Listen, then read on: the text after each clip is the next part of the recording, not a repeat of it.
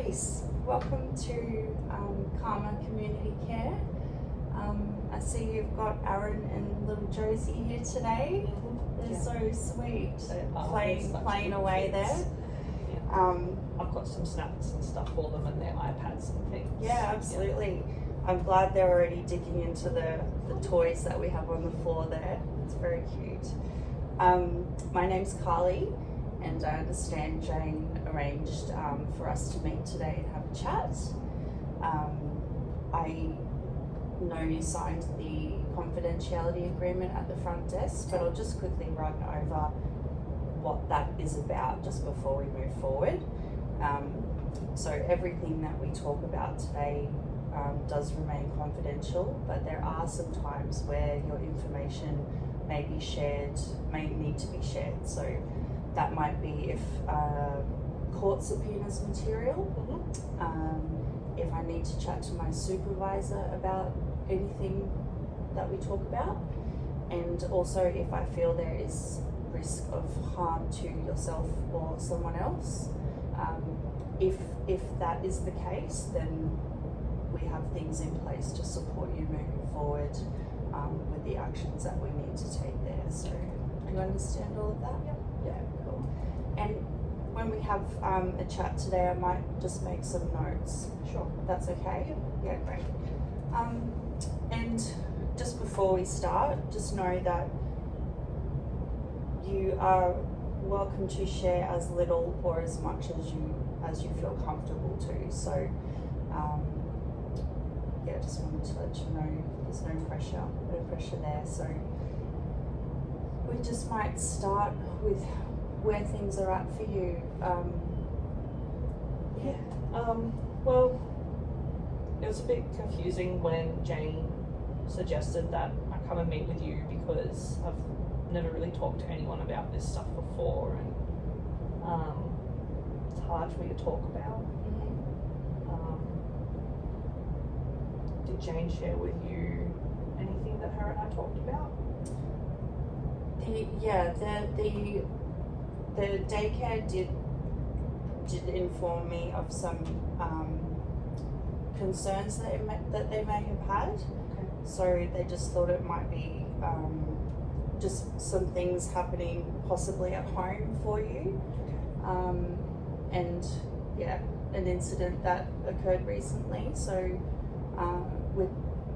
they observed some bruising to your face. So I just thought it was important to bring you in and just have a little chat and see how things are. Okay. Jane did notice the bruising on my face, and I told her that not to worry. I fell down the stairs at home. We live in a unit, and that's all fine. It's okay. It has been hard. I think my partner and I have different parenting ideas, and so we're just trying to figure out what we agree on and what we don't agree on, I guess you could say. Okay. Yeah. And when there is, sorry to hear you had a bit of a bump going down the stairs. They can get you sometimes, can't they? When there is disagreements at home, what does that look like? Well, because the kids are little, they take a lot of effort, and I love them. Like, don't get me wrong, but they take a lot of effort, and my partner, he works really, really hard. He's such a good provider for the family, so he works really hard, and so when he gets home, he just wants to put his feet up and relax, and like an Aaron and Josie, like, they might have missed their nap, or they might be just, Aaron can be quite, he's a bit of a mum's boy, so he's always on me sort of thing, like he's on my leg, or he wants to be picked up, and so he can get a bit, like whingy if I'm not there for him, or and because my partner's had such a long day, he really can't tolerate the kids being noisy. So then if the kids are too noisy or they're disruptive, he gets angry, and he sort of says things like that he tells me that I don't have the kids under control, and I'm not being a very good mum if they're not being quiet. And then he'll yell at me, and I don't think he means to yell at me. I think he just, he's overwhelmed. And then like he'll yell at the kids, and I think that's his way of understanding like how to discipline them. And I never yell at the kids. I don't like yelling. And How so do the kids respond when is this happening in front of the children? Both. Sometimes when they're there and not there. I usually tell the kids to go to their room if I can see my partner's getting angry. But sometimes he'll yell at them. He'll try to pull them into line by telling them that they're being bad kids, and that they're being stupid or disrespectful, and yell at them that way, and they'll quieten down after that. But I usually try to get them to go to their room before it gets before he does that, because it's harder to get him to chill out when he's already at that point. So I will usually go to him and sort of just get him a beer or something, or try to get him to de-stress, or get the kids out the house or in another room before I can see that happening. But so you've got some things, you've got some sort of strategies in place for when the situation at home gets to that point. Does that seem to work in de-escalating him? It works in the moment, but I tried to talk to him recently about not doing that at all, because it kind of just feels like I just have to look after everything all the time, and when he escalates it makes it harder, and it just feels like I see other mums and stuff at daycare with their kids, and they just seem to be having a much easier time, and their kids aren't clingy with them like Aaron is with me, and I don't really get it. I don't understand what I'm doing wrong, and I don't understand how my kids are so needy, such a strong word, but needy of me when the other kids seem to be okay at drop off. So in terms of escalation and stuff from my partner, it works in the moment, but I'm feeling like I can't do this. You feel really overwhelmed and a bit lost as to what's going on and what you can do moving forward. And I feel really bad because obviously there's something I'm not doing right, because this wouldn't be happening if I was just doing the right thing. And my partner's working so much. What field of work is he in?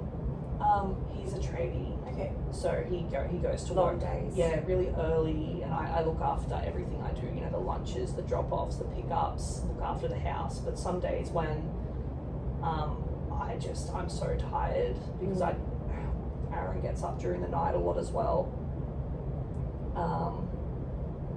I'm so tired from dealing with that, and then my partner gets angry if he gets disturbed during the night as well, that I can't find the energy to clean the house during the day, and then my partner will get angry at me for that as well. You're doing so many important roles that recognise all of the important roles that you are achieving at home, and it's great that your children see a safe space and that strong bond that's obviously with you. So and children are always at different stages in development, and your two are such an important developmental stage in their life.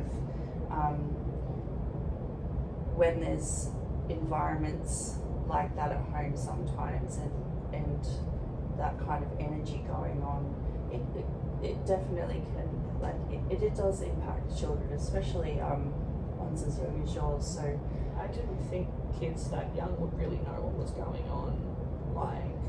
Yeah, they're sponges at that stage, and while they may not necessarily have the cognitive development yet, their body definitely like takes that on as well. So so that might be why Aaron's really clingy with me, maybe. possibly, yeah. So he sees you as a stable, safe space. So yeah, I certainly wouldn't be looking at the situation in that you're doing anything wrong. You're providing stability and safety.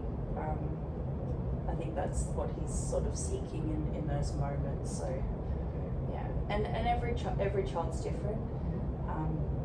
So I think you're doing a great job with what you are having to manage and deal with.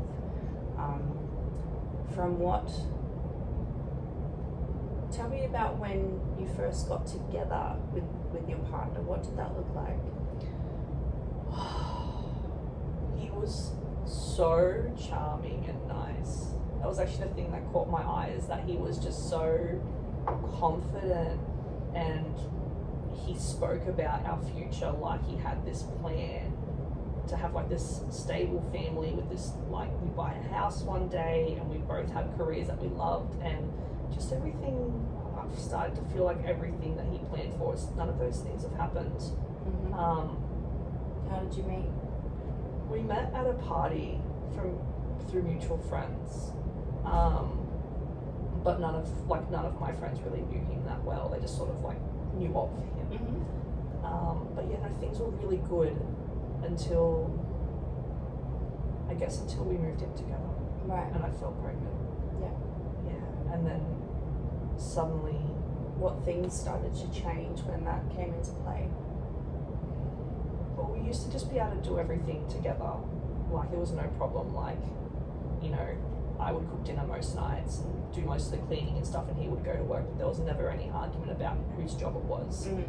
But then as soon as, I remember when I became pregnant, suddenly everything to do with organising for the baby coming, and the fact that I couldn't work anymore, and I was like having issues with, like, you know, swelling in my feet and backaches and things like that. So it was harder for me to like cook dinner, and he didn't really see why that was hard for me, and instead just kept expecting it of me. And that's where I started to see the changes, definitely. And then it's just gotten worse, and we had our second child, Aaron, because he said that it was because he wanted a boy instead of a girl, and that having a boy would help him feel more connected to the children. So we tried and we got a boy, but that still hasn't changed. Right.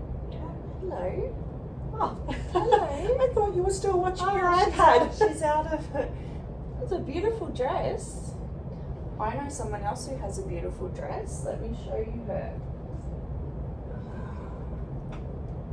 Isn't that pretty? Would you like to play with her? Mummy and I have a little more of a chat. Here you go. You can have it, honey. So cute. Thank you. Thank you for that. It's okay. From what I'm hearing has sort of happened over time, and the current situation at home, there may be some domestic violence going on. It doesn't always need to be physical. There's many different forms. Just something for you to consider if you haven't already. I actually have a really great resource that you're welcome to take a copy of or have a look at. This has got everything in it in terms of what the cycles look like, what healthy relationships look like, all the different forms it can come in. Also, a lot of like resources and numbers you can call. Just worth a read. But I can leave that with you, or you can just have a look at it while you're here and leave it here if you don't feel comfortable taking it home as well. So you have a look at that. But I just identifying a few patterns that you might find are in that book, and perhaps we can I can let you have a look at it, and then maybe next week, if you'd like to come back and have another chat, might be able to bring up some things that you read in there as well. I think that would be good, because no one's ever used the term domestic violence with me before. I knew I could feel something wasn't right, but it's just really embarrassing to talk about. Everyone thinks he's a really great guy, and I just don't know how to tell people about this, because I just don't feel they'll believe me. And I'm so scared as well about who I tell and if it'll make it worse. Yeah, no, I completely understand that anxiousness and that fear and that, but for the time being, like this is a safe space that we can discuss what's going on moving forward, and then if in time you feel comfortable disclosing it to others, but for the time being you can have all of those chats with me while you sort of get familiar with what's outlined in there as well. And if there's ever a situation and you don't feel safe, there's plenty of numbers that you can call there, or if things if they keep escalating to a point where you're really not feeling safe, or we can get together and work out some strategies to put in place, and maybe some planning if you need to remove yourself from that environment, or just keep your environment a lot safer at home as well. Okay. Yeah. Thank you. I think I'd actually like that. Yeah, great. Yeah. Well, thank you so much for sharing everything that you did today. I know it's not an easy discussion to have, especially with someone you haven't met before, so I really appreciate you coming in and being able to meet your beautiful children. I'll make sure that Doll's here next time. Thank you. She seems to be quite taken to it. But yeah, no, thank you again, and have a look at that book. There's plenty of really supportive resources in there, and you also have my contact details if you need to reach out before our meeting next week as well. Okay, and you feel safe to leave today? You'll be safe at home? Yeah, everything's pretty much business as usual at the moment. After things get bad, he's always pretty nice for a little bit, so not too worried right now. Okay, all right. Well, thank you, Annalise. It was lovely meeting you. Thank you so much, Carly. Bye.